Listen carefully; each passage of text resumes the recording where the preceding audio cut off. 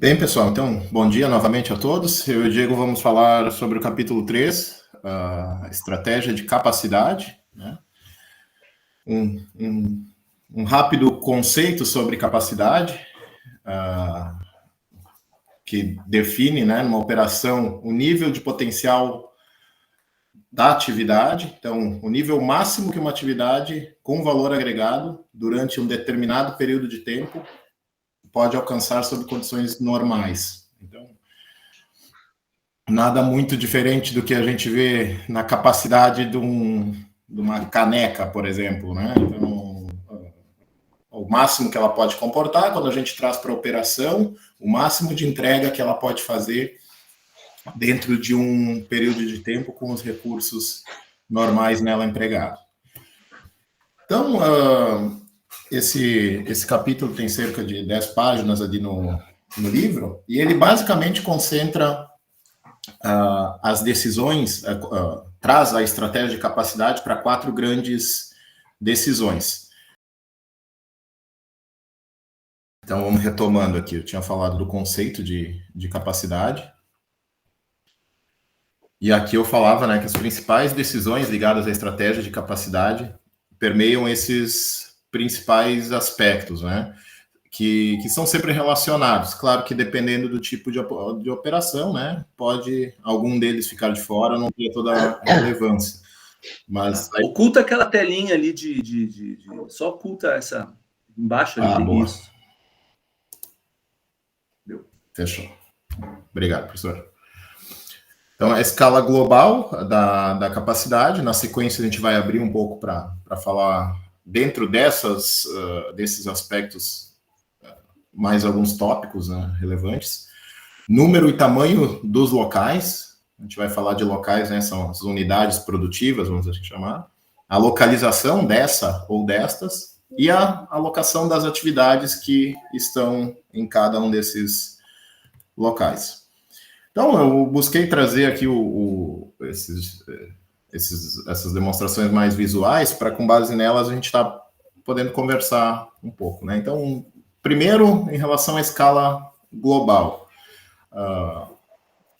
quais são os fatores que influenciam a primeira decisão básica, né, quando se fala em dimensionamento e análise de capacidade de uma operação? A primeira pergunta que vem, né, para a organização é qual o tamanho que devemos ter? Qual é o tamanho ideal?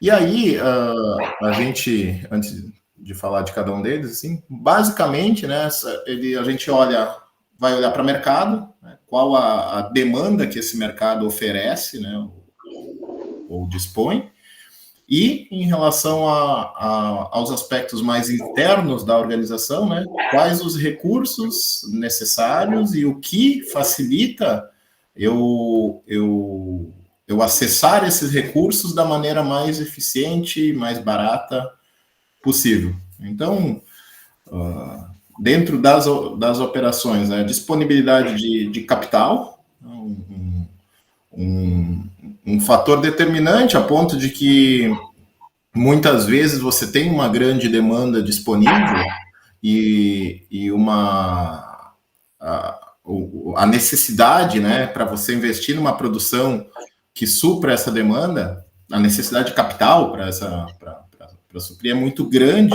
e aí você vai ter que avaliar alguns fatores que entram no âmbito financeiro, por exemplo, né? Qual é o custo de levantar esse capital, né? Qual é o risco, né? O custo de oportunidade, né, nessa alocação de capital. Então, é um ponto importante aí, já aqui do lado dos recursos de operações, estrutura de custo, né, do incremento de capacidade, então, qual a medida que eu tenho que fazer, ampliar, né, ou instalar essa produção, como essa estrutura de custo se movimenta, né, o quanto ela é necessária. Então, novamente, né, a gente entra por um planejamento da operação junto com o financeiro. Economias de escala, né? Aqui vocês vão ver em várias oportunidades, vários diagramas, a economia de escala aqui presente, né? E, em vias gerais, né, quanto mais você aumenta a operação, você dilui o custo e tem ganhos de escala que podem ser ligados ao quanto você consegue economizar à medida que produz mais com aquela sua estrutura instalada. Mas também, não antecipando muito os próximos pontos, né? Nem sempre isso é regra, né? Você buscar uma economia de escala sem olhar para alguns aspectos pode gerar o efeito até contrário. Depois a gente vai tentar exemplificar um pouco, né? E flexibilidade da provisão de capacidade. Então, o quanto, né, a sua capacidade ali tem, a sua capacidade instalada tem uma flexibilidade para se adaptar. Aqui tem um exemplo legal que o texto traz, o capítulo traz, que é na tomada de decisão sobre a instalação da sua unidade produtiva, por exemplo, do prédio. Vamos trazer para uma situação mais prática. Uma empresa que ela olha, quando ela olha para o mercado e vê que tem uma demanda interessante e crescente, mas ela não tem a intenção ou a disponibilidade de capital para fazer todo o investimento nas máquinas lá que são necessárias para atender aquela demanda. Porém, ela está naquele momento de construir, né, ou de definir o local da sua produção. Ela pode, né, numa decisão consciente, numa decisão estratégica, optar por um local fisicamente maior, né, ou seja, um prédio maior do que seria necessário para aquele momento, né, como disse, conscientemente, assumindo talvez um custo maior de construção ou de locação, mas visualizando que lá na frente ela pode ter um custo menor ao ampliar essa capacidade, né? Ou seja, vai dispor menos capital, não vai evitar uma mudança de local, por exemplo, né? Porque ela já tem aquele espaço físico e o investimento vai se concentrar ali no maquinário, por exemplo, ou em recurso, e nos recursos, naturalmente. Né? Então, você ter uma flexibilidade, ter uma previsão, né, sobre o futuro dessa demanda, o que você quer fazer estrategicamente, dá essa condição de uma tomada de decisão no início que, num primeiro momento, ela parece e provavelmente vai ser um pouco mais onerosa, mas ali na frente vai evitar uma série de adequações que podem custar muito mais. Né? Quando é mercado, basicamente, nível de demanda, né, prevista, mudanças na demanda futura. Né? Então, aqui essas mudanças, um exemplo legal que traz, por exemplo, no lançamento de um produto, né? Lançamento de um produto inovador, lançamento no caso de confecções de uma linha de inverno, por exemplo, você vai ter uma demanda concentrada em determinados períodos, nesse exemplo, geralmente no início, né? E depois provavelmente vai ter uma redução, vai ter um ajuste, né? Nessa demanda. Então, não é aquela previsão contínua, seja ela estável ou crescente. Incerteza sobre a demanda futura, né? Apesar de que a gente já viu isso nas primeiras aulas, né? De que esse estudo que está geralmente ligado à área de marketing, né, tem um impacto direto aqui no nosso planejamento. Sempre há algum grau de incerteza, né? E por fatores que muitas vezes são alheios a qualquer ou são quase que imprevisíveis, vamos dizer assim, né? E aí cito o que a gente passou aqui recentemente, a própria Covid, né, que pode quebrar todo um planejamento. Consequências do suprimento excessivo ou insuficiente, ainda no lado de mercado. Bom, aqui eu também busquei importar a tabela, tá? Mas as decisões sobre capacidade basicamente estão colocadas em 3 níveis. Nível estratégico, né, que é você olhar para um horizonte de meses ou anos, e aí envolve o que eu falei um pouco antes, né, a decisão sobre instalação de prédios, por exemplo, a tecnologia que eu vou empregar, né? Geralmente eles impactam todas as partes do processo. Daniel, só um pouquinho, acho que o Diego Martins, se puder fechar o microfone, acho que está dando alguma interferência ali, né? Depois a gente, para não atrapalhar a apresentação. Valeu. Feito, valeu. Eu não tô vendo vocês, Diego, também, a qualquer hora é só me interromper. Aqui eu tô embalando com o que está na tela, tá, pessoal? Mas fiquem à vontade. Eu dizia que, então, as decisões estratégicas são aquelas que a gente olha para o longo prazo e geralmente, mas não se limitando a, né, elas são cruciais no momento de implantação, de decisão sobre a instalação ali da operação. Então, falei um pouco antes da questão de prédio, né? Qual é o tamanho do meu prédio, do meu local, né? Então, eu não posso olhar só para aquele momento de demanda, né, de mercado. Eu tenho que olhar para frente, tenho que ter um planejamento do que eu quero, do tamanho que eu quero para minha operação, daqui a 5 anos, para dimensionar isso. De médio prazo, né? Então, são decisões geralmente ligadas a já um nível de produção implantada, né? Uma condição de operação implantada, ligadas a número de pessoas agregadas, grau de recursos subcontratados. Então, ponto de partida, geralmente, previsões do mercado, restrições de capacidade física.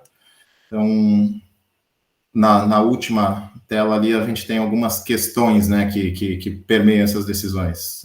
Até que ponto na última tela, na última coluna, né? Até que ponto nós mantemos o nível de capacidade ou flutuamos os níveis de capacidade? Deveríamos mudar os níveis de equipe conforme muda a demanda, né? Deveríamos subcontratar ou descarregar a demanda? Então, aqui eu posso trazer como exemplo, tive a oportunidade de visitar um pouco tempo atrás a Sorvebon aqui em Lajeado, né? E eles me falavam justamente sobre as decisões que eles tomam a cada fim de ciclo, de pico de produção, né? Eles trabalham com sorvetes, então agora entraram com uma linha de açaí para também tentar gerar uma receita recorrente, ter uma produção constante ali, mas ainda assim o carro-chefe é sorvete, então é um nicho que tem uma sazonalidade extrema, né? Ainda mais instalado aqui no Rio Grande do Sul, o mercado deles é mais de 80% do Rio Grande do Sul, o restante ainda no sul do país, em maior grau. Então, eles têm essa a cada ano, né, a cada fim de ciclo, essas decisões para se tomar, né? Então, de que forma eu opero no período de baixa, né, do mercado, como eu dimensiono. Bom, para o outro ano, quando a demanda começa a aquecer novamente, como eu dimensiono essa equipe, o quanto eu invisto, o quanto eu busco expandir em cada um desses ciclos. E as decisões de curto prazo, né, que aí são aquelas, como diz ali, praticamente diárias, né, semanas, horas ou até minutos, né? Então, são aquelas decisões que você tem que fazer, por exemplo, no momento em que faltou pessoas lá, faltou uma pessoa na produção, que seria um ponto ali que poderia gerar um gargalo, né? Aí trazendo um pouco para os conceitos que nós já vimos também. Então, ali o gestor rapidamente tem que tomar alguma decisão de realocar, ou preferencialmente tem que ter um plano para aquilo, né? Para esses imprevistos ou para pequenas mudanças, né? Demandadas tanto pelas situações do dia a dia quanto do próprio mercado, né? Numa mudança repentina não prevista. Depois a gente fala um pouco sobre número e tamanho dos locais, né? Quantas unidades produtivas e qual o tamanho dessas unidades? Outra decisão extremamente importante nessa composição aqui, né? Basicamente, ela se relaciona entre ter muitos locais pequenos ou poucos locais grandes. E aí, novamente, a gente vê ali, quando se fala em operações, economia de escala, né? Aqui ela se materializa de uma forma mais fácil, assim, de visualizar, que se eu tenho uma grande unidade produtiva, eu vou ter um custo só com a segurança dela, com a manutenção, com sei lá, alvarás e tudo mais. Então, na economia a economia de escala ali, muito provavelmente uma operação maior, né, vai trazer mais ganhos. Mas, de novo, eu não tomo cuidado aqui de generalizar, e eu vi que os autores também fazem isso no livro, porque eles trazem uma visão de uma decisão e outra visão de outra, e como eles se aplicam em diferentes setores, né? Mas, então, generalizei um pouco aqui, mas não cravando que seja uma regra absoluta. Em relação a custo, né, de suprimentos também, quando você tem muitos locais, né, você vai ter que fazer um estudo em cada um deles para visualizar como essa estrutura de custos iria se comportar. Requisitos de mercado, né? Aí a gente entra num outro ponto, até então não citado, que é o nível de serviço requerido. E aqui o livro traz um exemplo de um hospital, né? Na verdade, ele traz esse exemplo no próximo ponto, que é a localização, mas trazer outro que ele fala também, então, que é um planejamento de unidades de bombeiros, né? A decisão sobre a instalação e quantidade, né? Bom, numa cidade como Porto Alegre, por exemplo, é melhor eu ter 5 ou 6 estações estrategicamente posicionadas ou ter uma estação central, né, que concentre os profissionais ali, todos os atendimentos partam daquele local. Então, o nível de serviço, né, exigido ali pelo mercado, neste caso, por exemplo, principalmente é tempo de espera, né? Tempo de retorno ao atendimento.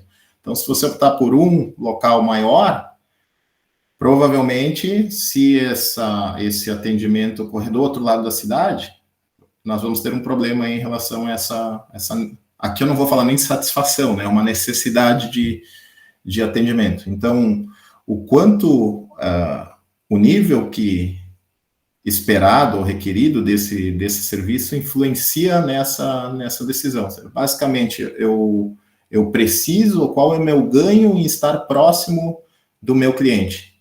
Se eu tenho ali, provavelmente eu tenho que optar por unidades menores, estrategicamente posicionadas para suprir essa questão. E distribuição geográfica da demanda, que está ligado a isso que eu falei agora, né? Entender aonde a demanda está e avaliar dentro da minha estratégia quanto eu ganho em estar posicionado, estar com mais locais próximos dela. E agora sim, eles conversam muito, né? Eu antecipei um pouco o exemplo do hospital, deixa eu só retomar ele aqui. O exemplo do hospital falava aqui nesse aspecto de localização, né? Na decisão sobre a localização da operação. E ele dizia mais ou menos assim, que se eu olhasse basicamente custo, né? O custo da operação, eu colocaria um hospital numa zona, não vou dizer rural, mas um interior, né? Um local em que demanda um investimento menor, provavelmente eu não consigo até uma mão de obra com um custo menor e tal. Porém, para um hospital, né, e trazendo aí uma conexão com os bombeiros, né, é fundamental que você esteja o mais próximo possível da sua demanda, ou seja, se eu tiver eu tenho minha demanda concentrada ali, tem 1 milhão de habitantes concentrado num raio ali de 50, 60 quilômetros, sei lá, se eu colocar um hospital a 70, 80 fora desse centro, eu vou ter provavelmente um impacto significativo ali nesse atendimento, no nível de resolução de cada ocorrência, porque o tempo de espera ali naturalmente não pode ser tão alto, ele vai impactar diretamente nos resultados, ali, nos índices de recuperações, enfim. Então, em localização, na parte de operações, o custo dos recursos, né? Então, se eu decidir instalar uma operação no país X ou Y, né? Quanto me custam esses recursos? Quanto eu tenho que investir nas instalações e na propriedade? Qual é a disponibilidade de recursos? Fatores pertencentes a comunidades, e aqui a gente pode colocar até fatores até políticos, né? o quanto de incentivo eu tenho para instalar uma operação lá, o quanto esse incentivo me traz vantagem competitiva ou não, né? Tem um exemplo no livro também, real, né, que foi o caso da Toyota. A Toyota, quando ela expandiu suas operações para além do Japão, né, inicialmente ela tinha definido o Reino Unido, né, como seu destino na Europa, e de fato aconteceu. As instalações lá, né, a Nissan se instalou lá também. Porém, né, eles no decorrer da história, eles se depararam com uma questão, que aí eu já vou passando para o lado da direita ali do mercado, que na França, né, eles se deram conta que tinha uma questão local lá, que é o francês não estar aberto para a compra de veículos não fabricados no seu país. Então, eles tinham dificuldade de vender o Toyota, mesmo produzido no Reino Unido, no mercado francês. E aí, tomaram a decisão de instalar uma operação, tinha até o nome da cidade ali, eu realmente não recordo agora, numa cidade que não é tão conhecida da França, assim, para suprir uma questão mercadológica, né, um requisito de mercado, como está aí do lado direito, totalmente voltado à cultura ali do país. Né? No lado do mercado, normalmente a gente fala em nível de serviço, a adequação e a imagem da localização. Aqui a imagem da localização, ele traz exemplos de locais mundialmente famosos por determinado... Não é o caso lá, mas eu trazendo um pouco para o meu setor financeiro, né? Uma empresa, um escritório de investimentos situado lá no centro financeiro de Nova York, instalado lá, tendo sua operação lá, provavelmente vai ter um ganho de reputação, digamos assim, né? De imagem, e vai se tornar uma vantagem competitiva em relação a um escritório instalado, talvez com uma instalação física muito melhor, mas instalado longe de um centro financeiro, né? Na hora da venda desse serviço, ou da parte do cliente, a contratação desse serviço, o fato de estar situado numa região mundialmente famosa pelo alto nível exigido no mercado financeiro, vai ter um diferencial. E trazendo aqui para a realidade do Brasil, a gente faria aqui na Faria Lima, em São Paulo, né? Então, as empresas acabam se concentrando naqueles locais, e estar fora deles, a decisão de estar fora dele também tem um preço. Deixa eu ver aqui se tem mais algum ponto. Aqui eu tenho um tio, agora aposentado, que ele é aposentado há 4 anos atrás. Ele foi por muito tempo executivo de empresas de celulose, né? Então ele participou de projetos de implantação de plantas de celulose na Indonésia. Quando voltou aqui para o Brasil, quando a celulose rio-grandense se instalou em Guaíba, ele trabalhou na antiga Riocel, né? A Riocel era onde estava instalada agora a celulose rio-grandense. Então, quando ele voltou para cá, ele participou aí do investimento que eu acredito que até hoje é o maior investimento privado do Rio Grande do Sul. Foram mais de 5 bilhões na época, e agora segue aquela planta da celulose rio-grandense lá em Guaíba. E aí a gente conversava bastante em relação claro, ao processo de instalação, né, mas os porquês de estar lá, né? Então, a planta lá tem um porto para operação própria, né? Um porto que vai ali que leva a produção pela Lagoa dos Patos até chegar a Rio Grande, e tem um aspecto ali da rodoviário também que favorece, além de estar posicionado num local que a mão de obra, a oferta de mão de obra é interessante, né? A qualidade e a oferta de mão de obra. Então, o que eu quero dizer, assim, já indo fechando, pessoal, que são vários aspectos, né, que é quase você colocar numa balança, assim, nossa, eu decidi por aqui, eu ganho isso, perco aquilo, tenho aquele outro, né? Em relação a olhar para o mercado, bom, nessa condição, o que isso me traz de vantagem, o que não, eu sou competitivo, não sou, são muitos, certamente eu não vou conseguir detalhar todos aqui, como a gente viu lá, mas, repito que está lá numa tela, eles se relacionam a todo momento. Depois, a gente fala de algumas estratégias gerais, né, estratégias macro, para dimensionamento ou ajuste da capacidade. Uma delas seria adiantar a capacidade e a demanda. Então, introduzir capacidade antes do aumento da demanda para garantir o atendimento total. Aqui, basicamente, eu visualizo um crescimento de demanda, uma possibilidade de ganho de mercado, e eu preparo a minha operação, ajusto minha operação, de modo que ela vá suprir com tranquilidade essa demanda, mesmo que conscientemente eu decida alocar mais recursos, ou adiantar mais recursos para isso.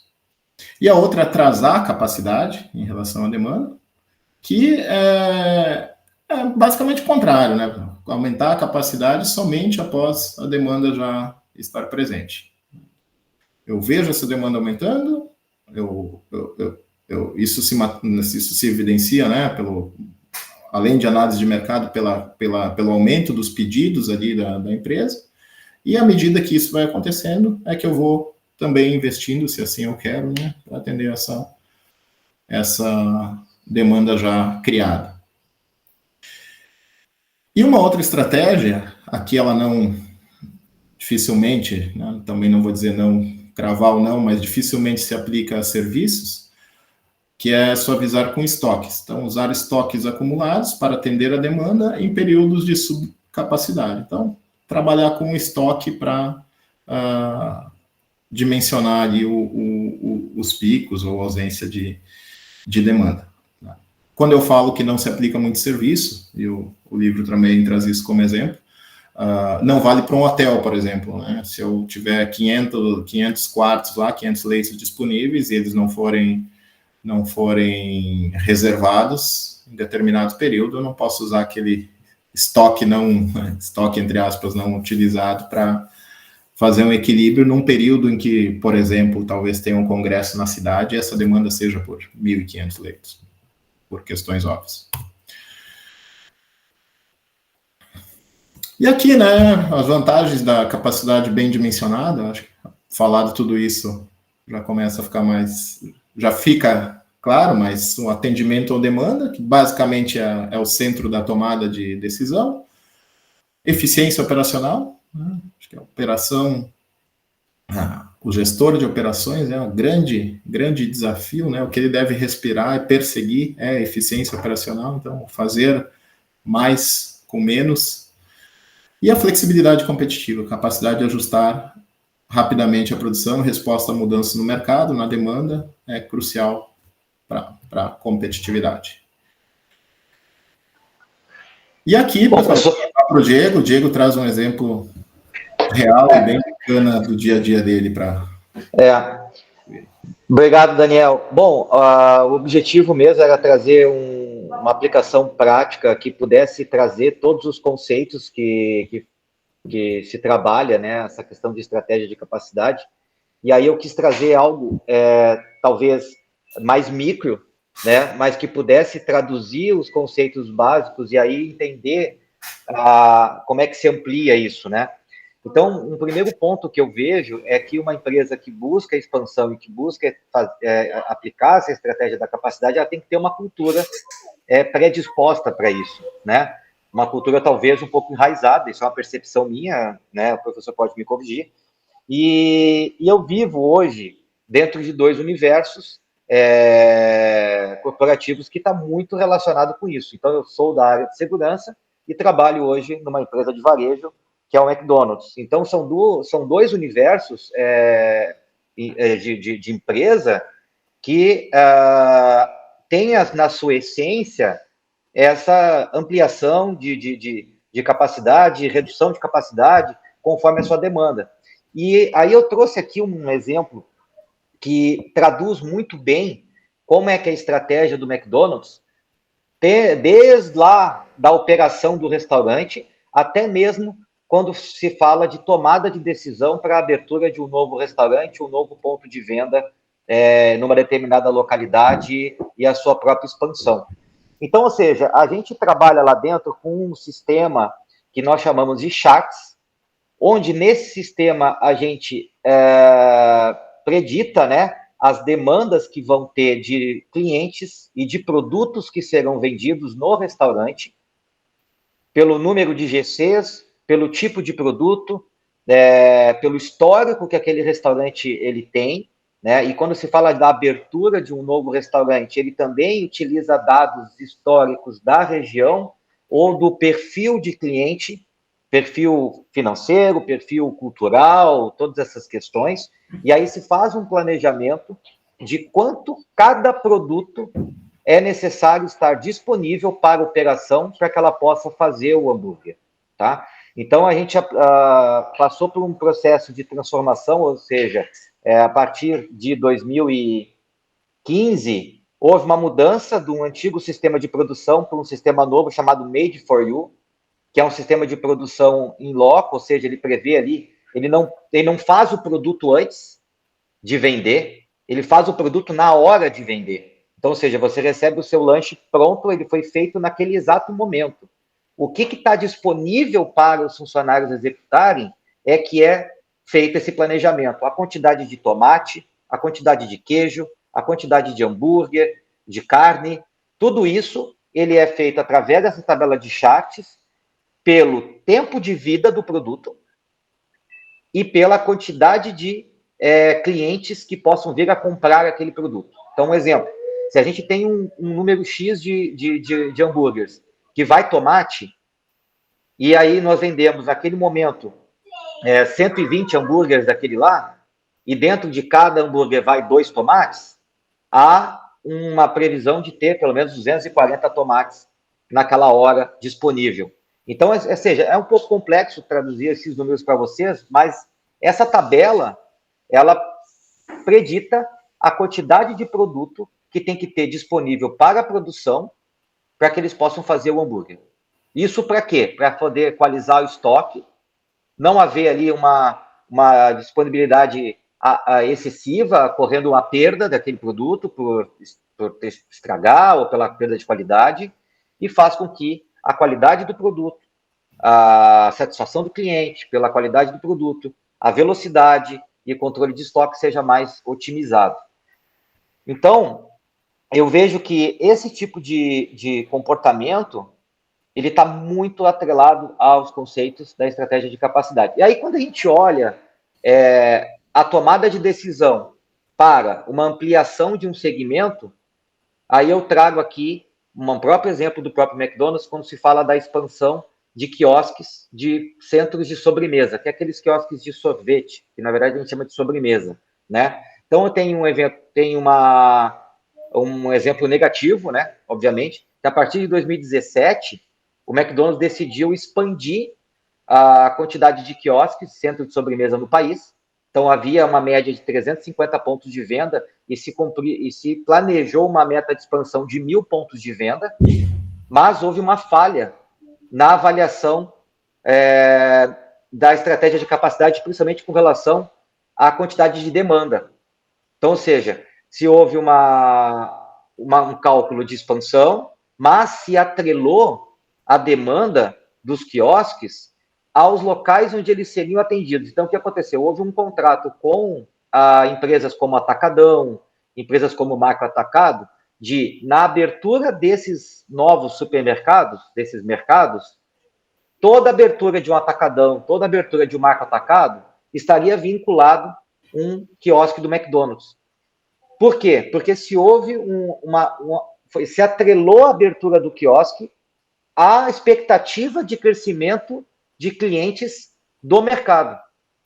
E não se considerou aspectos culturais e aspectos regionais. O que ocasionou isso? Se abria o mercado, se colocava um quiosque, o mercado tinha um fluxo X de clientes, mas o quiosque não vendia. E aí teve que fazer o quê? Um retrocesso. ou migrando, né, mudando a localização daquele quiosque, ou até mesmo fechando aquele quiosque. E um outro ponto que o Daniel trouxe, que está relacionado com a cultura, aconteceu também como exemplo negativo, que o McDonald's começou a abrir novos restaurantes em cidades remotas. Então, abriu Rio Grande, que não teve sucesso, e abriu Erechim. E na época, inclusive, quem era aqui do Sul comentou com o pessoal de expansão, falou, olha, não é cultural uma cidade como Erechim, né, ter consumo de McDonald's. Porque culturalmente as pessoas comem em casa, vão para churrascarias, enfim. E o resultado foi que o restaurante não ficou nem aberto durante um ano. Ou seja, aspectos como a barreira cultural, análise de demanda, que é o caso do exemplo do quiosque que eu trouxe, que não foi realizado de forma adequada, né, e foi um case de insucesso, vamos dizer o seguinte, né, aspectos culturais que não foram, de repente, considerados também, trouxeram eventos de insucesso também, né, mas que deveriam ter sido contemplados. Eu não estou querendo me aprofundar muito nos exemplos, mas eu quero mudar também para um outro cenário, falar um pouquinho sobre a questão de segurança também. As empresas de segurança, elas prestam serviço e elas também ampliam ou reduzem a sua capacidade de atendimento, a sua capacidade operacional, a sua capacidade de serviço, conforme a demanda. Então, por exemplo, se eu tenho uma empresa de segurança que busca expandir a sua área de atuação, prestando serviço de orientador, de segurança, enfim, para outras cidades, elas têm que tomar uma decisão se elas vão atuar remotamente ou se elas vão abrir uma base operacional naquela cidade. E aí alguns aspectos que o Daniel também trouxe ali com relação a demandas governamentais como impostos, incentivos, acabam sendo contemplados e muitas vezes, para essas empresas, é o que está acontecendo hoje no mercado, elas optam por não abrir uma nova unidade, então eu não vou expandir meu negócio para aquela região, eu vou atuar de forma remota ou eu vou fazer a compra de uma empresa que já esteja local, que já esteja enraizada. E aí eu utilizo aquela empresa para expandir o meu negócio, porque é uma empresa que já está estruturada, já está com conhecimento dentro de mercado.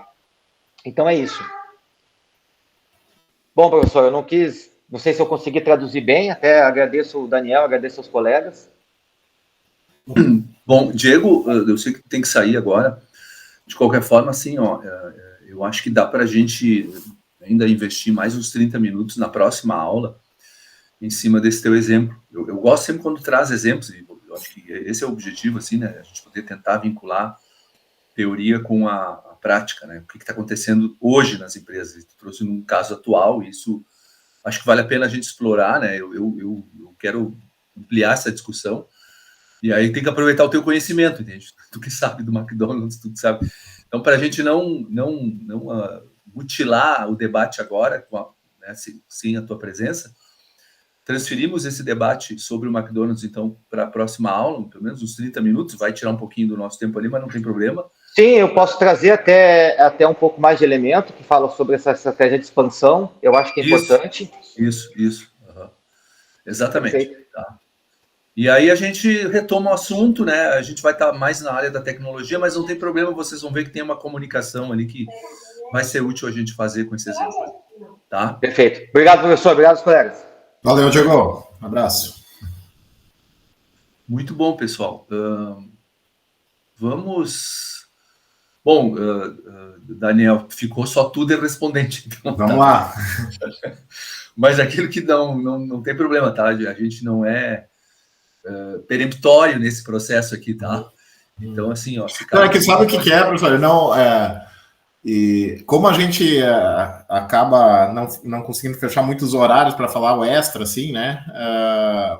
A gente foi fazendo em dupla, mas tipo, vamos montar assim, trocava slide, trocava uma ideia por áudio ali no WhatsApp e tal. Então aqui é uma junção mesmo, né?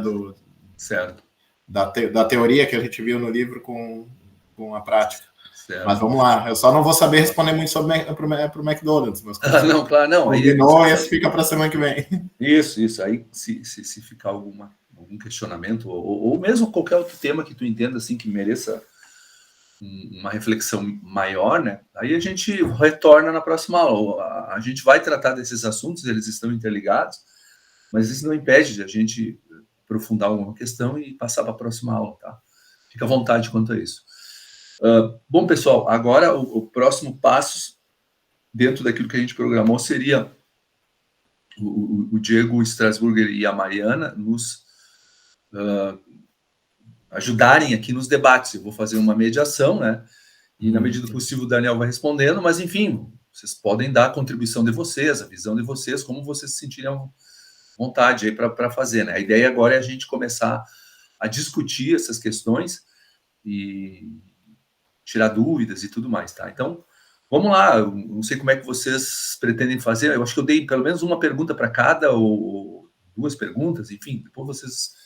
Isso não é limitante também, tá? Vocês podem questionar qualquer coisa a qualquer momento. Tá bom, então. Só o Daniel aí. O Daniel vai pagar os pecados hoje. O Diego me deixa. Depois eu vou brincar com ele aqui. Não sei, acho que eu vou começar falando um pouco do entendimento aí da fala dos colegas, né? Eu acho que foi bem bom, tá, Daniel, para passar esse feedback aí para vocês. Acho que foi bem sucinto, assim, nas explicações, né? E conseguiu concretizar algumas coisas em relação a isso, né? E acho que também fica bem claro, né, essa questão como as estratégias elas acabam influenciando na competitividade das empresas, né? Acho que tu trouxe no final da tua fala, né, Daniel, que às vezes as empresas elas precisam analisar, né, por onde elas vão estar localizadas. Isso também a gente pode levar a próprio critério do McDonald's, como o próprio Diego acabou comentando aqui no final, né? Então, por exemplo, vou dar um exemplo para salientar melhor, né, a minha fala, assim. A minha empresa, ela nasceu em Cachoeira do Sul, né, minha empresa de tecnologia ali junto que eu trabalho, e ela teve que vir para Santa Cruz do Sul, né, a sede, enfim, no início ali da formação da empresa, ela teve que vir para Santa Cruz do Sul por causa de mão de obra, porque Cachoeira do Sul não tinha mão de obra qualificada para desenvolvedores, né, para técnicos de TI, e quando a empresa precisou expandir ali, começar a fazer, né, o desenvolvimento do produto, né, linha de código mais específica, a gente não estava conseguindo achar mão de obras específicas ali e locais, né, em Cachoeira. Então, ela teve que fazer essa mudança para Santa Cruz do Sul para conseguir contratar estagiários, para ter outros funcionários, fazer uma estruturação organizacional muito mais definida para conseguir, então, desenvolver o produto propriamente dito, né? Então, a gente percebe que a localização, às vezes, ela impacta tanto na questão social, né, na questão de empregabilidade, vai impactar também na questão de uma nova tendência aí de impostos, né? É um outro valor agregado imobiliário, tu vai ter que botar isso na balança, né, numa empresa, porque eu acredito que o mercado imobiliário na época de Cachoeira do Sul era totalmente diferente de Santa Cruz do Sul, né, então tu vai ter que colocar essas informações dentro do custo e planejamento de uma empresa, né, então até as minhas 2 perguntas, elas estavam mais relacionadas na como as estratégias de localização elas podem influenciar a competitividade de uma empresa, né, e também a questão do impacto dos fatores institucionais, né, como as políticas governamentais, os próprios impostos, na escolha dessas localizações, né, das operações. Enfim, então, se quiser comentar um pouco mais sobre isso, se também o Diego tem alguma coisa a complementar em relação a minha colocação aqui, e a gente fica conversando também, não tem muito... Não, eu não sei se o Daniel quer responder primeiro essas questões, daí a gente faz depois uma outra rodada, para não perder o foco, né, Daniel? Acho que... Não, legal. Vamos falar um pouco mais sobre localização. Eu achei bacana que o capítulo começa ali assim, nem sempre se você olhar em retrospectiva, as localizações são justificadas, né? São racionais. Ou seja, o motivo nem sempre é óbvio. E aqui, né, na região, a gente vê uma série de exemplos que hoje parece que não faz sentido, mas claro, né, no momento em que essas empresas foram fundadas, talvez tinham alguns fatores que justificassem ou que não. Eu acho que muitos deles têm fatores até emocionais ali, né? Porque, tipo, bom, a pessoa está instalada ali, sua família está instalada ali. Eu vou começar um negócio que no início talvez não tinha nem a pretensão de ser grande, uma fábrica de balas aqui em Lajeado, por exemplo, como a gente tem encantado ali uma série de empresas também de nível produtivo, com alta escala produtiva, mas que se a gente, que estavam lá, pelas pessoas que estavam, pelos seus fundadores, mas se nós fôssemos avaliar agora, né, com conhecimento de logística, com a estrutura do Estado já certamente muito mais avançada em relação ao momento que foi fundado, né, a dinâmica das cidades, os fluxos migratórios já mais claros, não estariam instalados lá, provavelmente não estariam instalados lá, ou teriam vantagem em não estar instalados lá, né? Agora, com a situação das cheias, a gente evidenciou o quanto você estar num local que não tem uma facilidade logística, né? Pelo contrário, aí, o acesso, eu estou falando aqui de Encantado mesmo, região alta aqui do Vale do Taquari, são acessos que geralmente se limitam a 1 ou 2, alguns ainda por, claro, secundários daí, né, mas ainda por estradas que passam por terra, ou com pistas reduzidas, pistas simples, né, que não são duplicadas e tudo mais. E muitas, e aí falo porque alguns dos empresários ali são próximos, são conhecidos, muitas sofreram demais com a situação toda, né? Então, a região de Encantado ali ficou praticamente isolada. Caiu ponte em Lajeado para Arroio do Meio. O único acesso que tinha aqui com a região metropolitana era por dentro de Roca Salles lá e passava por 7 quilômetros de estrada de chão. Os caminhões passando lá não atolavam, trancava o fluxo e tudo mais. Então, e aí eu estou falando só do aspecto logística mesmo, né? São outros. Mas seria muito diferente de colocar uma empresa próximo a uma via, uma freeway lá, por exemplo, que você tem uma possibilidade de fazer essa distribuição, acessar mercados muito maiores de forma mais rápida.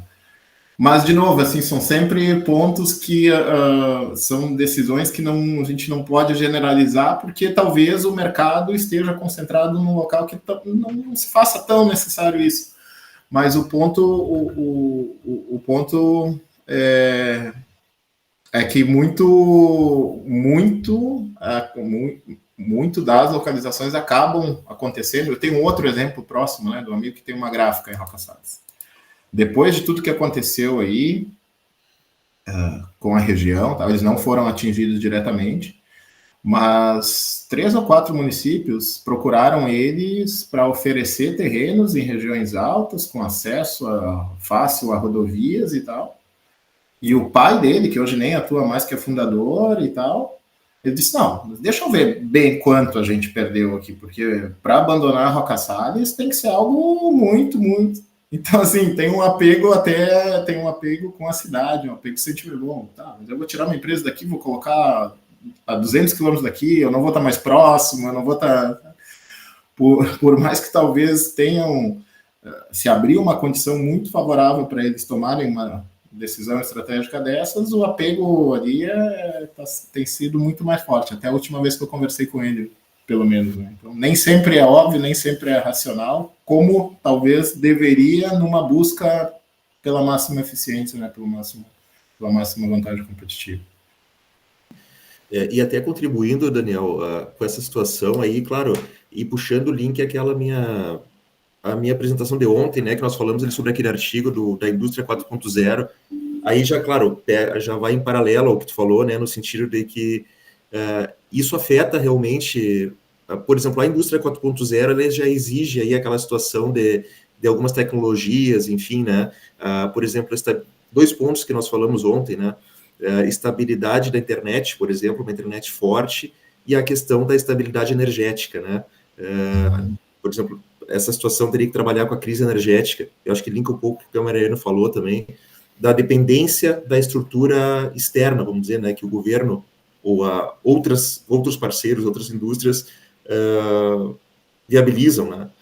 E nesse ponto aí, sim, nesse ponto parece que empresas maiores, na questão da indústria, por exemplo, eu acho que existe uma tendência de que elas vão, acho que tu mesmo falou na tua fala, né, tu abordou na tua fala que existe uma tendência que as empresas vão para grandes centros, né, justamente para buscar essa questão da estabilidade da internet, viabilidade, por exemplo, da distribuição do produto, né, enfim. Eu acho que isso proximidade do mercado, consumidor, né? Mas é mais para as empresas maiores, de repente, eu não sei se restringe as empresas maiores ou não, né? Me parece que sim, mas é uma visão, não sei.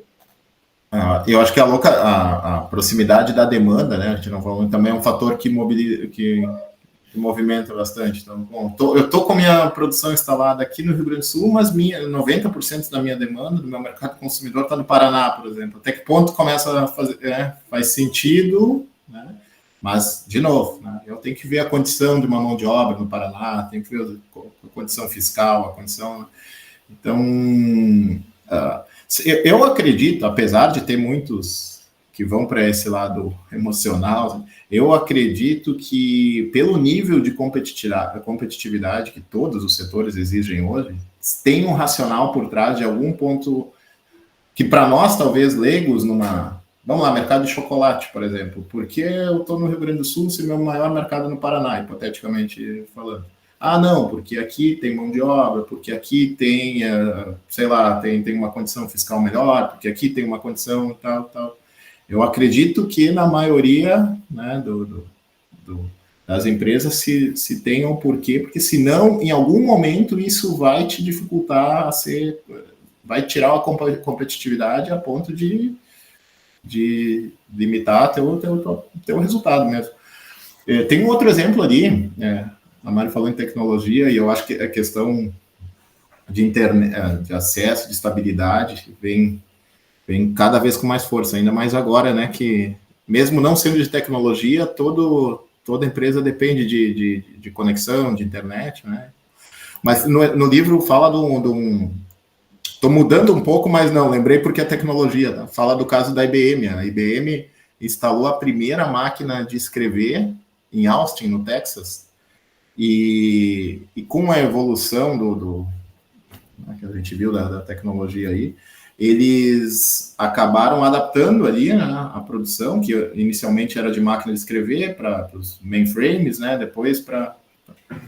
E ali acabou se criando um ecossistema de empresas de tecnologia também, né, que se instalavam lá com custo menor, com a mão de obra já qualificada, com uma universidade lá, que é uma das maiores do mundo, investindo em cursos e abrindo cursos nessa área, e isso vai criando também um ambiente propício à instalação de empresas de determinados segmentos, né? Por exemplo, o Vale do Silício lá, ou regiões que pela situação, pelo ecossistema que foi se criando ali, eu posso citar aqui o Vale do Taquari, porque eu vi um estudo da Univates, que acaba sendo não vou dizer um polo, né, mas referência para a área de alimentos. A Univates aqui, da cidade, acho que esse dia eu estava fazendo uma conta, porque minha esposa fez química industrial, depois ela fez o mestrado dela na área de alimentos e tal, a gente estava conversando sobre isso aqui.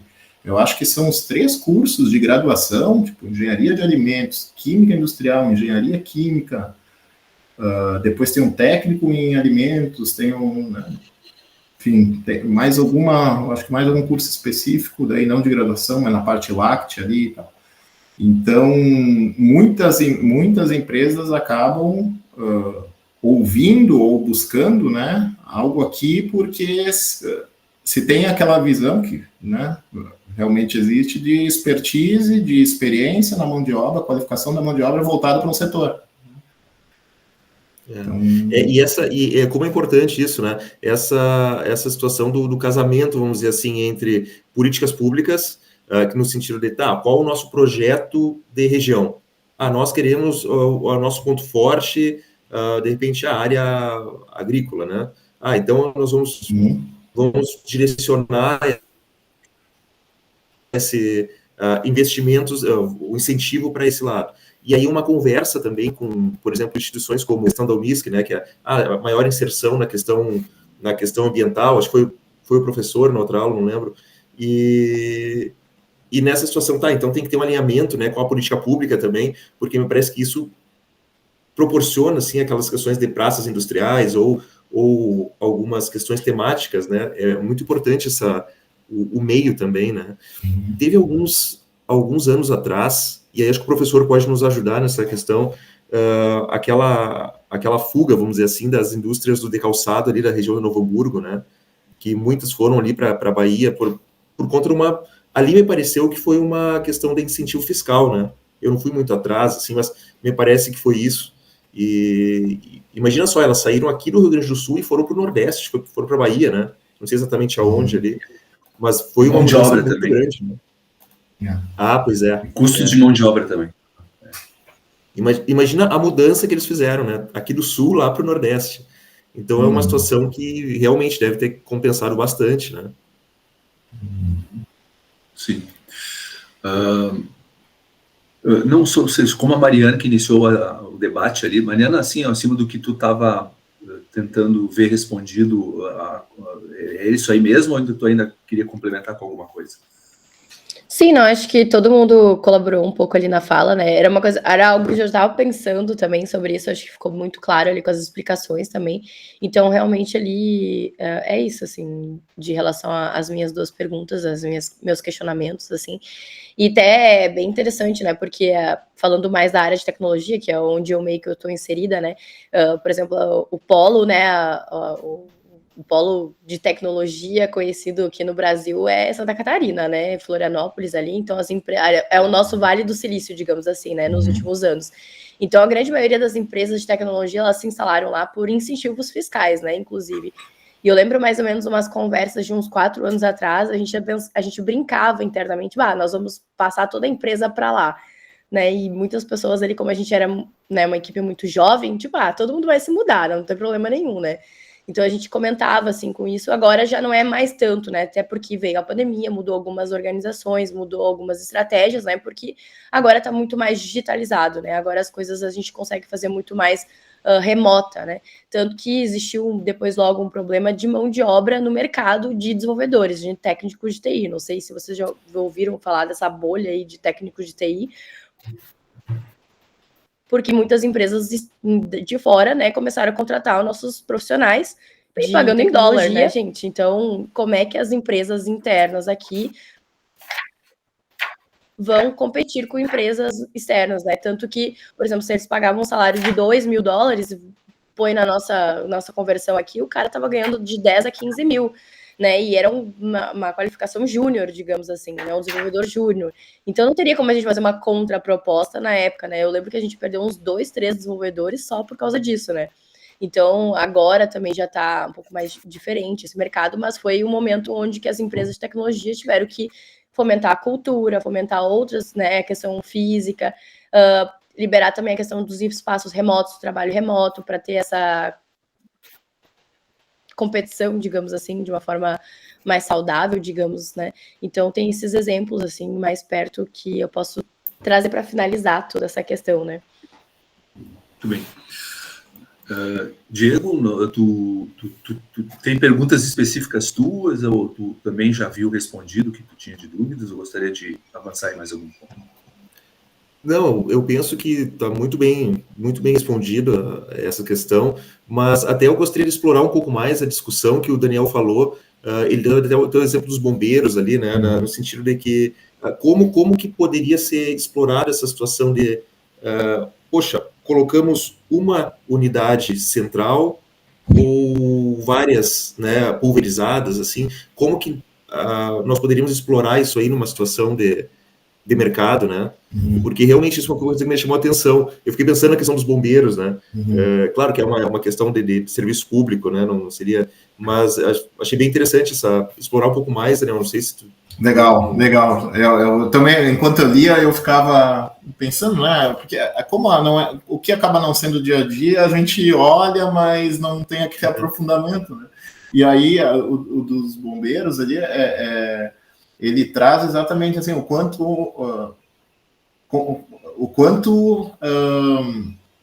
ao meu ver, tentando trazer para o mundo corporativo, assim, o quanto o fator localização ele te traz como um diferencial competitivo mesmo, né? Então,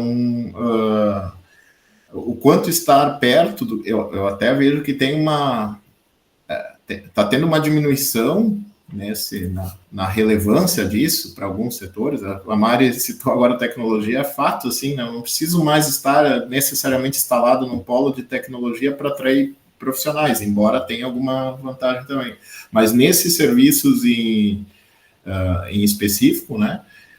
Agora o Diego foi, mas o próprio McDonald's, né? Você ter um só, né, talvez limitaria, e eu acho que esse é o ponto de decisão principal, de ter um McDonald's gigante no centro da cidade, ao invés de ter 6 ou 7 numa cidade que assim comporte, posicionado estrategicamente nos bairros. Qual é o quanto eu ganho, né? Se eu fizer o grandão lá e tentar atrair o pessoal para aquele local, mas o fator conveniência, que para mim hoje em dia é bastante determinante, né? Se eu tiver pequenas unidades, drive-thru com operações menores, eu ganho em faturamento com aquele todo outro somado. Acho que basicamente é essa decisão, que vai passar por custo também, né? Mas quando se fala em vários pontos pequenos, vários pontos menores, estrategicamente distribuídos, me remete muito ao diferencial competitivo conveniência. É onde a facilidade de acesso, eu acho que eu falei em alguma aula aqui também, mercado, por exemplo. Eu não tenho mercado de preferência, quando eu quero alguma coisa específica que eu sei que tem algum, eu vou lá. Mas meu maior consumo em mercado são os que têm estacionamento e estão na minha rota de trabalho. Eu trabalho em casa, assim, eu não saio muito disso para ir atrás de outra coisa. Então, eu penso que é isso, assim, e aí, no exemplo dos bombeiros, né, muito pela questão de possibilidade, do nível de serviço que fala ali no capítulo, né, ali não dá para chamar de cliente, né, minha necessidade está num nível de prontidão que eu preciso ali para suprir um atendimento e esse atendimento ser efetivo, né, salvar o máximo que pode ser salvo. Ela requer que eu esteja posicionado, tenha uma cobertura de área ali próxima onde a probabilidade de ocorrência dos fatos seja maior. Então, onde tem a maior concentração populacional, alguma coisa nessa linha, acredito que a decisão tenha que ser levada em conta. Perfeito, perfeito.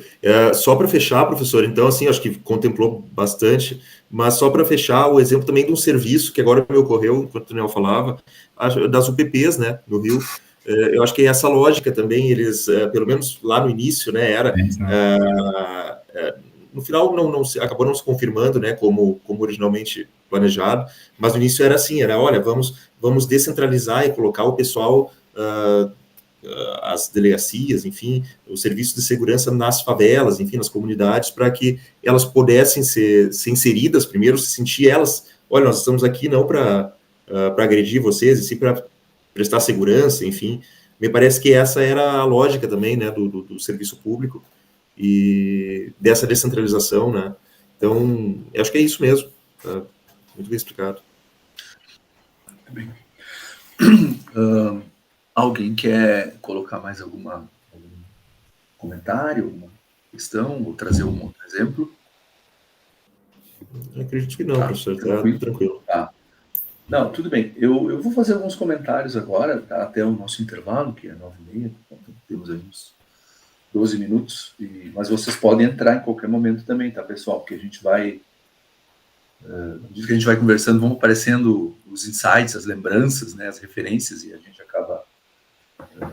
vale a pena o enriquecimento desse tipo de debate. Bom, eu acho que o grupo trouxe o essencial, né? Dentro, é o que a gente vai acabar fazendo agora, né? Nós tivemos, então, 2 aulas contextualizantes, né, de toda a estratégia da operação, e agora a gente está aprofundando elas, né? Então, no caso da capacidade, temos todas aquelas decisões que foram trazidas ali nos diagramas, né, que o grupo apresentou, o Daniel apresentou, para a gente poder sintetizar, então, assim, as principais decisões. Mas, de fato, tentando resumir ainda mais isso aí, né? A grande decisão, as grandes decisões sempre estão relacionadas ao quanto, né? Quanto operar, quanto de capacidade operar. Então é o nível, né? Ao quando fazer essa mudança. Né? Então aí tem aquela questão de faz antes, faz depois, suaviza com estoque, se for possível, né? E onde localizar, né? Então, no geral, a gente vai estar quase sempre, tem mais a outra ali também, mas que é o número, né, de localidades, mas essa também já vai estar um tanto ligada à questão das localizações, né? Então, essas são as decisões micro que tu tem que tomar toda vez que tu for montar uma estratégia de capacidade. E também, né, aproveitando que o grupo apresentou, vocês viram assim que o ponto de partida, e a gente até exercitou minimamente isso na aula passada, o ponto de partida sempre é a previsão de demanda. Tá? Então não adianta eu tomar essa decisão de aumento, qualquer alteração na capacidade, sem ter uma previsão de demanda, uma probabilidade de demanda. Tá? E então, assim, começa por aí. Né? O Daniel nos trouxe essa questão, assim, e o próprio livro nos traz no início, né, de que boa parte das decisões, talvez até a maior parte das decisões nesse sentido, elas são intuitivas. Né? O cara não pensa muito nisso tudo que nós estamos falando. Né? Ele vai lá, eu sei pelas empresas que nos procuram no parque ali tecnológico, né? São empresas iniciantes ou até empresas da área tecnológica que já têm alguma corrida, mas daí eles vão lá porque eu ouvi falar que aqui tem uma sala que, né, um tamanho aí que cabe umas 10 pessoas, empresas que tem estacionamento, que tem vigilância, enfim, o parque tecnológico ali, ele é atrativo, então os caras querem se instalar ali. Tudo interessante, tá? O cara não fez nenhum cálculo, ele só ouviu falar que tinha um parque tecnológico e tinha mais ou menos o que atendia a necessidade dele, né? Como a Mariana falou, por ser empresa de tecnologia, a maior parte das coisas tu já consegue vender ou ofertar remotamente, então a localização próximo fisicamente do cliente não é assim tão relevante, e os caras se instalam lá. E aí, tem empresa aí que já está há 10 anos ali. Né? O cara até achou que iria ficar ali. É interessante o jeito como eles vão montando a estratégia, aí a gente começa a ver um pouco disso tudo que a gente está falando, só que, de novo, de forma intuitiva. Mas eu já explico isso para vocês, isso não é nenhum pecado. Tá? Eu acho que as coisas que a gente lê na literatura, nos artigos, no mundo mais técnico, como é o nosso, ele tem que ser a imitação da vida. A vida é assim. Né? Então, o que acontece? Os caras foram lá, iniciaram com 2, 3 pessoas, pequenininho, empresa incubada, né? Pegaram uma salinha ali que cabia 3 pessoas, né? Era que estava sobrando, não era nenhuma escolha. Tem essa ali, lá no fim do corredor, lá. E o banheiro é compartilhado lá no fim do outro corredor. Tá? Os caras toparam. Vamos iniciar nossa empresa, é isso aí, estamos felizes da vida, né? Iniciaram e o tempo foi passando, foram crescendo. Aí um dia os caras chegaram lá, escuta, não tem mais uma sala aí para a gente ocupar aí, quem sabe, né? Aí a gente começou com o que eu chamo de problema bom ali no parque, né? Começou a faltar espaço, porque não era só com essa empresa, todas as outras estavam crescendo, e a gente tinha que achar sala para eles. Né? Ali a sala na universidade de dia é o que não falta, né? O problema é à noite. Tá? A gente já queria derrubar as paredes de sala de aula lá, fazer os ambientes maiores e tudo, né? Mas aí a reitoria bloqueou lá. Não, isso aí deixa assim, porque um dia vai ter aluno lá dentro, né? A universidade, o metro quadrado onde ela ganha mais é quando tem aluno dentro, né? Agora, só alugar pelo metro quadrado comercial é muito pouco, tá? Mas como estava havendo demanda, aí tu vai montando a estratégia dessa forma, né? No nosso caso, a estratégia do parque era uma estratégia de capacidade atrasada, né? A gente tinha lá um prédio, uma capacidade limitada, e à medida que foi surgindo a demanda das empresas ocupantes por novos espaços, a gente foi atrás desses espaços discutindo com a reitoria se não dava para ocupar um outro prédio, que não tinha tanta demanda, e assim foi. E fomos fazendo. E hoje tem empresas lá que ocupam um andar inteiro. Os caras já estão com 6 salas lá, né? Então, ocupam um andar inteiro ali no parque. E estão lá e não pretendem sair. né, porque se habituaram, né, esse ecossistema que foi comentado ali, eles têm proveito, porque o aluno, quando vai estudar na Unisc, as primeiras empresas, principalmente da área tecnológica, as primeiras empresas que eles enxergam são as que estão no parque. Então, as primeiras empresas que eles vão buscar estágio são as que estão no parque, porque tu imagina, o cara faz estágio ali na empresa e até às 6 horas e depois vai para a aula, já direto a pé, não precisa nem se preocupar. Então, assim, forma-se realmente um ecossistema produtivo interessante para essa área tecnológica. Por isso que os parques tecnológicos, tem um da Univates ali, né? Eles estão prosperando, né? Em cima de startups e tudo mais, e da natureza da atividade, da natureza do perfil empregador e de empregados que tu tem ali, né? Normalmente são pessoas, são jovens empreendedores, né? Isso é bom, esse pessoal tem uma outra dinâmica, né? Na forma de pensar e das relações de trabalho e tudo. E isso tudo está sendo, eu vivencio isso aí, né? Participei até 2 anos atrás, eu estava fortemente ligado ao parque. Então, eu vi todo esse crescimento. Então, tanto do parque, né? Então, tinha duas, né? Tinha as estratégias individuais de cada empresa que a gente participava, né? E tinha as estratégias do parque que a gente também participava. Tanto que teve uma empresa lá que daí ela começou a crescer, ela estava numa salinha onde estavam quase que exprimidas, amontoadas uma em cima da outra, 6 pessoas, era o máximo que a gente conseguiu. E a empresa estava crescendo e estava vendo novos mercados, e daí um dia eles chegaram meio que intimaram, olha, ou vocês arranjam um espaço para nós aí, para pelo menos a gente poder fazer uma linha de montagem, era uma empresa de engenharia, ou nós vamos ter que ir para outro lugar.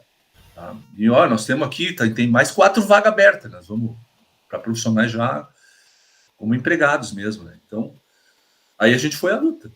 Aí conseguimos um pavilhão lá no lado da engenharia que não estava sendo utilizado. Eu já tinha ido umas 3, 4 vezes lá, eu nunca vi ninguém andando lá, só via máquinas instaladas nos cantos que não estavam operando, né? Que eram projetos de professores, de pesquisa, eles conseguiram equipamentos através de financiamentos, etc., mas não estavam operando. A parte que interessava para eles estava numa outra ponta lá e era bem menor. Né? Eu disse, escuta, por que nós não arredamos essas máquinas tudo aqui e abrimos espaço para essa empresa? É uma ideia. Tá? Aí eu até levei o dono, né? Disse assim, escuta, eu acho que eu achei um lugar para ti. Vamos lá ver? Era bem longe da sede do parque, né? A sede do parque é mais ou menos no centro aí da universidade. Essa instalação era num pavilhão lá nas fronteiras da universidade, para os lados das engenharias. Aí o cara chegou lá, olhou, eu gostei, mas só que eu acho que eu vou fazer um mezanino, não sei o quê, já começou a ter ideias. Tá? Bom, resultado, né? Fizemos toda uma movimentação, demorou um tempo, mas o cara se instalou lá, hoje já está com mezanino, já vai botar mais uma coisa no segundo piso, já quer fazer um puxadinho lá, mais requintado, está com quase 30 pessoas. Então, assim, e a empresa tem o quê? 8 anos de existência. Começou com 2. 2, como eu falei, né, dentro de uma salinha, né, quase uma mini garagem, não era nem uma garagem que dá para dizer a sala deles, porque não cabia um carro. Aí os dois, um sentado na frente do outro ali, tentando fazer alguma coisa. Então, assim, e eles agora, só que eu disse para eles o seguinte, vai chegar um ponto que não vai ter mais, se vocês continuarem crescendo, que bom que vocês estão crescendo, aí vai ter que pensar numa nova localização, que a universidade meio que disse para eles assim, olha, é isso aí, agora não tem mais nada, né? Mas o tempo vai passando, pode ser que as mentes mudem, né? E aí, com o tempo, a gente até ache outras alternativas. Mas, enfim, isso aí foi acontecendo de forma meio intuitiva, não teve nenhum pensar estratégico nisso aí. Porém, né, não deixa de ser estratégico esse pensar. Né? Não foi deliberado, mas foi estratégico. Por quê? Qual era o fio condutor de todas as decisões deles para crescimento?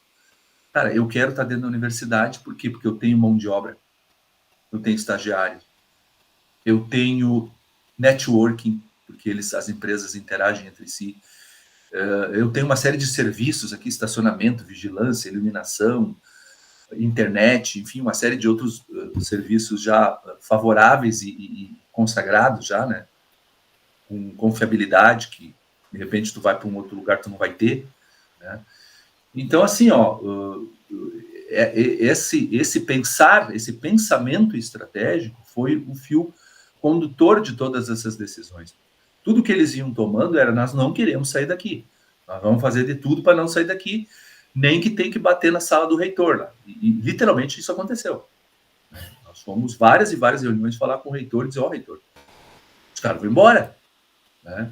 No mínimo nós vamos perder um aluguelzinho aí. E aí os caras já se preocupavam, né? Então, assim, óbvio, né? A estratégia, ela está presente, mesmo que de uma forma não planejada, né? Vocês devem ter estudado, estou estudando a estratégia, Mintzberg, né? Ele fala os 2 tipos de estratégia, né? A planejada e a emergente, né? A emergente é aquela que surge na hora ali, olha, cara, o que nós queremos, quais são os pressupostos da nossa tomada de decisão, e é isso aí, vamos tomar a decisão estratégica agora, porque é o que está pegando. Né? Então, também, né, é estratégico esse tipo de movimento, né, de crescimento ao longo do tempo, e tu te apropriando dos recursos, aí entra o que foi trazido pelo grupo, né, de tu olhar para os teus recursos, tá, mas o que eu já tenho em casa? Eu tenho estacionamento, eu tenho mão de obra, eu tenho internet, puxa, mas isso aí é uma incomodação a menos para mim, eu posso focar em outras coisas, então vou valorizar os recursos, né? E a partir desses recursos eu monto a minha estratégia, eu quero ficar aqui, né? Vamos tentar de tudo que é jeito para continuar instalados aqui. Claro, não é uma coisa definitiva, né? Um tempo a empresa vai estar com 100 funcionários, aí não cabe mais aqui dentro, vai ter que achar um outro caminho, mas por hora é a melhor estratégia. Ok, pessoal, a gente continua esse papo depois do intervalo, então, tá? E eu vou trazer, eu vou fazer mais algumas provocações para o Daniel e para os demais também, para a gente poder fomentar um pouquinho outros pontos que eu considero relevantes nesse debate, tá? Fechou. Até depois.